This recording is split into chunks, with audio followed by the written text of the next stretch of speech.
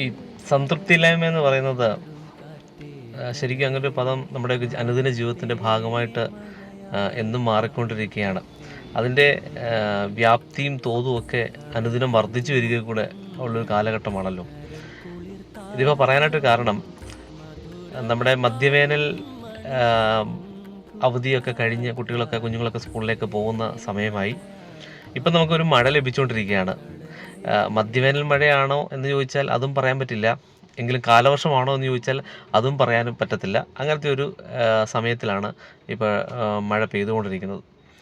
ഇന്ന് രാവിലെ ഒരു യാത്രയിൽ ഒരു 3-4 ആളുകളോട് സംസാരിച്ചപ്പോൾ എല്ലാവരും നിന്നും പൊതുവായിട്ട് കേട്ട ഒരു റെസ്പോൺസ്, എല്ലാവരുടെയും ഒരു പൊതു പരാതി എന്ന് പറയുന്നത്, ഈ ഒരു നശിച്ച മഴ കാരണം പുറത്തേക്കൊന്ന് ഇറങ്ങാനായിട്ട് സാധിക്കുന്നില്ല എന്നുള്ള തരത്തിൽ ഇങ്ങനെ പൊതുവായിട്ട് പറയുക.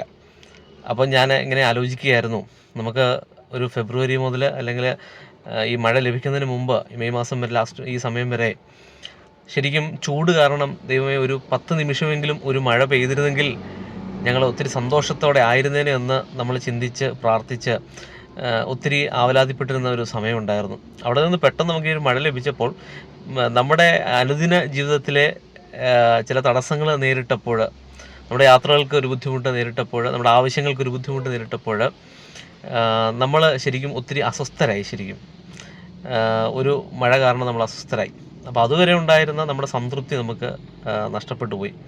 അപ്പോൾ ഏതിലും സംതൃപ്തി കണ്ടെത്തുവാനായിട്ട്, എല്ലാത്തിലും ഒരു പോസിറ്റിവിറ്റി കണ്ടെത്തുവാനായിട്ട് നമുക്ക് സാധിക്കണം. അത് നമ്മുടെ ജീവിതത്തിൻ്റെ ഭാഗമാകണം, നമ്മുടെ സ്വഭാവത്തിൻ്റെ ഭാഗമാകണം.